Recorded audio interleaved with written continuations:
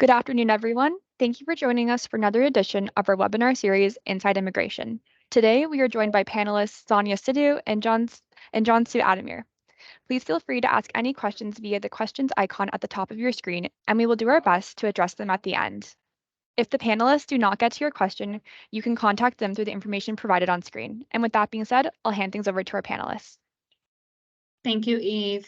First and foremost, welcome everybody. Thanks for joining us. We do have a fun agenda for you guys.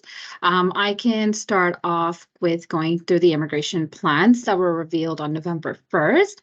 So this plan is for 2024, 2026. Keep in mind, guys, nothing is ever set in stone. These get upgraded, updated, changed.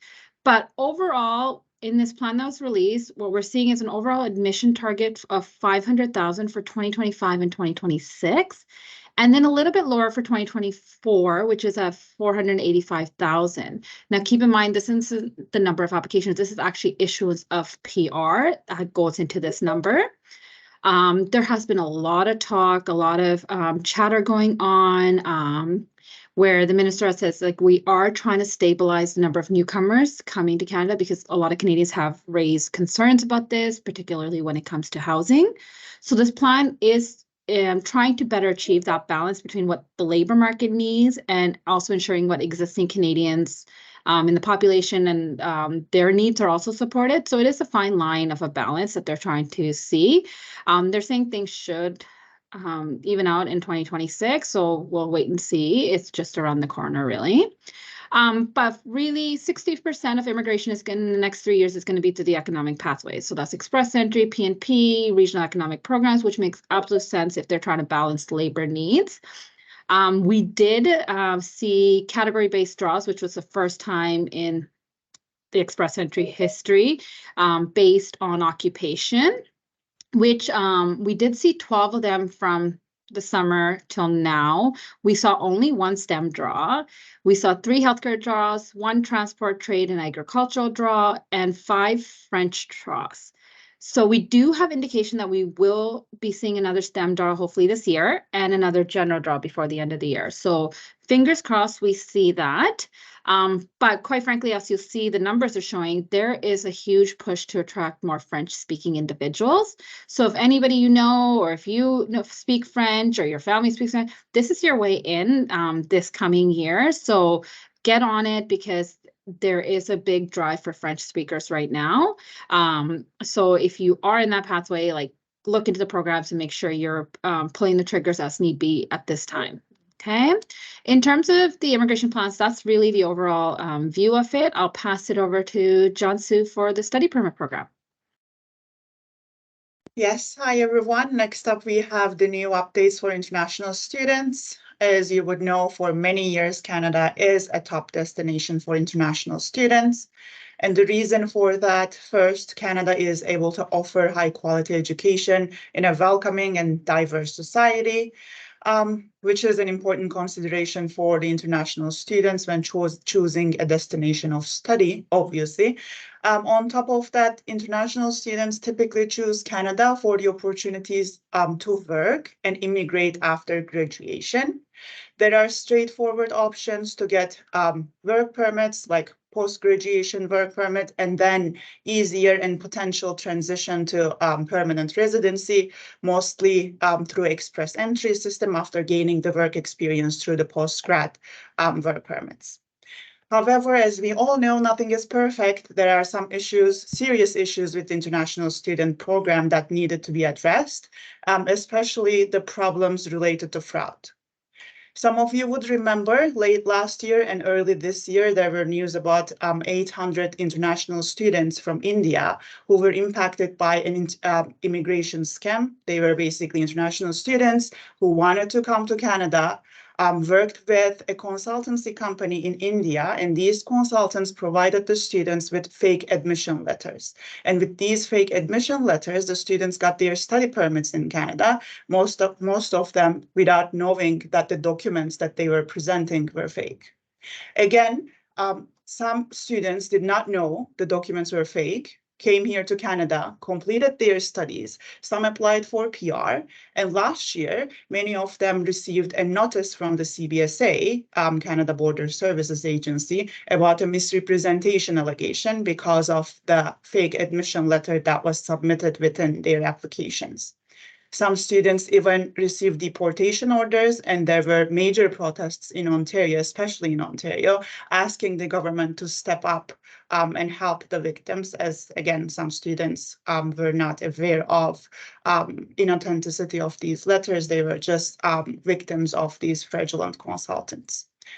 In response to that and some other issues, Mark Miller, the Minister of Immigration, Refugees and Citizenship, this month announced plans to implement several measures to strengthen Canada's international student program and to protect innocent international students from fraud. So let's talk about some of these measures. Starting September 1st, this Friday, post-secondary designated learning institutions will be required to confirm every applicant's letter of acceptance directly with IRCC. This is a new and enhanced verification process, and the purpose here is to protect international students from these kinds of frauds. Obviously, this will also ensure that the study permits are issued only based on real letters of acceptances.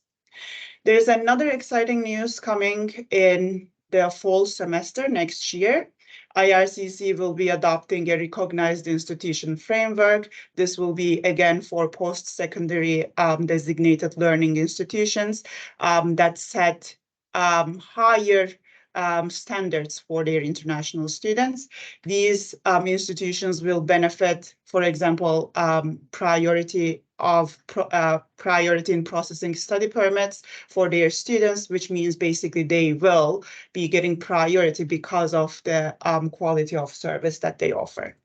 Lastly, in the coming months, timing of this is currently uncertain, but IRCC will be completing an assessment of their postgraduate work permit program criteria, and there will be some changes in the criteria to meet the needs of Canadian labor market, and also in order to meet regional and Francophone immigration goals, which means IRCC might be focusing on students who are interested in, for example, STEM programs, science technology programs, healthcare occupations, where the current labor shortages are, and of course, students with French language abilities. Sonia, did you have anything to add, or should we move on? Always. Look, I wanted to just make sure everybody's fully aware, like these safeguards are to protect IRCC from immigration fraud. It is on you still. Don't rely on their due diligence. You need to rely on safeguard yourself against fraud against you. So just don't accept an acceptance letter from anybody thinking it's legitimate. You can do your own investigations. You can call the school. You can see if they have an online portal to check if you have admission, because what IRCC is going to release and do is safeguarding against immigration fraud. But you need to safeguard yourself against fraud against you. Okay. In terms, I'll jump on to the new PR pathways. This is always fun because sometimes the pathways are released and it's a little bit of a mess. But these pathways actually have been released, and we're seeing a good turnaround of them. First one is the Ukrainian pathway, PR pathway. At the end of October, the government of Canada announced a temporary public policy. So listen carefully, it's temporary public policy. So this program is not going to be around for a long time. So if you do qualify, make sure you apply. Don't rely on it to become a permanent program, which some temporary policies do. Given why this program was created, it may not be around for at the end of time kind of thing. So if you do qualify, make sure you get on this and start applying. Keeping in mind, this is for individuals who have family in Canada that are Canadian citizens or PR, and these individuals are actually in Canada themselves. There's two categories. One is category one, where you are a Ukrainian national and you have a family member that's a Canadian citizen or PR, and that can be a spouse, common law partner, parent, child of any age, which is very interesting because when sponsorships usually happen, you have to be 18 years or older to sponsor, but this child can be your sponsor of at any age, grandchildren, grandparents, or siblings. The individual seeking PR has to be in Canada at the time the application is made and at the time PR is granted. Category two catches the individuals who whose spouses have or common law partners have direct familial relationships in Canada. The same conditions apply as in like what kind of family member has to be. You have to be in Canada, but it allows the people that to rely on their spouse's family for the connection instead of their own family, only provided if the reason is that their spouse actually can't leave Ukraine or is missing, deceased, or presumed deceased. If your partner passed away and you've remarried, you cannot go under category 2 with a family relationship for your ex-spouse. The other program release was the Colombian, Haitian, Venezuelan humanitarian pathway. So it's one pathway. It's for this one, you have to be Colombian, Haitian, or Venezuelan nationals. Unlike the Ukrainian program where you have to be in Canada, these individuals are to be located in Mexico, Central or South America, or the Caribbean. You would have what they call it an anchor. So your anchor would be a spouse, common law partner, child, regardless of age, grandparent, parent, grandparent, or sibling of a Canadian citizen or permanent resident. You have to live outside of Quebec, and obviously you have to have a valid passport to be able to travel. Your anchor has to give the support that they're going to meet you at the airport. They're going to get you to where you're staying. They're going to ensure that you have food and shelter and your basic needs for the first year in Canada. And they're going to help you assimilate to the Canadian culture. They're going to help you with pre-arrivals, where to go to get your SIN, where to get to your health card. This program is really good for these individuals. Keep in mind, there is a quota. It's 11,000 people. It's applications. It's the quota. There is no indication anywhere online how much of the quota has been met. There's no bar indicator like there was for the TR to PR pathway. So if you are qualifying, this is a working against time. Get your application in. Don't sit on it. Get all your documents. My understanding is probably the hardest document is going to be getting those PCCs. But as soon as you have them, get them in, because all we're going to receive is notification that the program's closed. There's not going to be a, hey, we have 1,000 spots left, hurry up and get it. It's going to probably just be a notice, the program's closed, thank you, we've met our quota. That's all I have. Cansu, did you have anything you wanted to add, or do you want to jump on to special measures? We can jump on the last topic in today's agenda. It's special measures for Morocco. On September 8th, there was a major earthquake that hit Morocco, impacting many people, unfortunately. As a humanitarian response to this, Canada has announced special immigration measures to support Moroccan nationals that are in Canada. Effective October 19 of this year, Moroccan citizens in Canada are now able to apply to extend their temporary status and continue to study, work, or visit family if they were in Canada on September 8, 2023. This is when the earthquake happened. Similar to the other humanitarian measures that are currently in effect for Iranian, Turkish, and Syrian nationals, now Moroccan nationals also be able to move between temporary status. For example, a visitor will be able to apply for a work permit and become a worker instead of a visitor. Processing fees are waived for these applications. In addition, there are some measures directed to permanent residence applicants from Morocco, so they don't need to provide a passport or travel document, because the government now recognizes that some of the applicants may have lost these documents as a result of the earthquake that happened in Morocco. And processing fees will also be waived for Canadian citizens and permanent residents in Morocco applying for temporary passports or any other travel documents. The special measures will end on March 12th next year. They might be extended, but we don't have any information on that yet. Just follow our social media, our blog posts. If there's any other information, we will be sharing that. Thank you. And that just to close this off, everything that happens in immigration, we post about it. Follow our social medias. Follow on our website. We will be writing blog posts. And if you do want to talk about particular things, you are more than welcome to contact Cansu or I. Let's see if there's any questions. Does requirement to support a year apply to the Ukrainians? As of right now, it does not outline that. However, you should So with the Venezuelan and the Colombian, you have to have an anchor, and the anchor takes on those responsibilities. For the Ukrainian, you just need to show that relationship.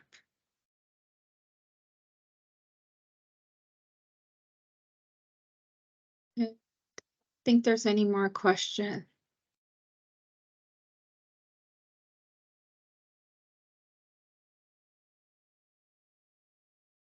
I have a question here saying, would you prefer to give some information about Iranians? If you are Iranian and you want to talk about your particular case, you're more than welcome to contact us directly and we can talk about your case.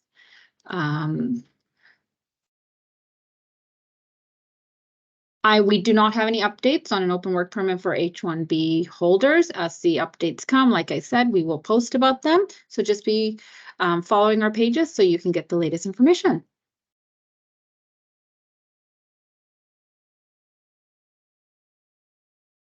Okay, and I think that's all the questions. Thank you very much. I'll pass it back to Eve. Okay, so that's all the time we have for today. I'd like to thank everyone for attending today's webinar, and a special thanks to Sonia and Cansu for sharing their expert knowledge. If you would like to discuss today's topics in more detail, please reach out to book a consultation, and details can be found on the screen now. And I'd also just like to mention that if you missed anything during today's webinar or you'd like to watch this again, we will be posting this webinar recording on our YouTube channel, so make sure to check that out. I also encourage you all to sign up for our e-alerts and follow us on social media, as Sonia and Cansu said earlier, to keep up to date with the latest developments inside Canadian immigration. Thank you all, and I hope you enjoy the rest of your day. Bye. Thank you.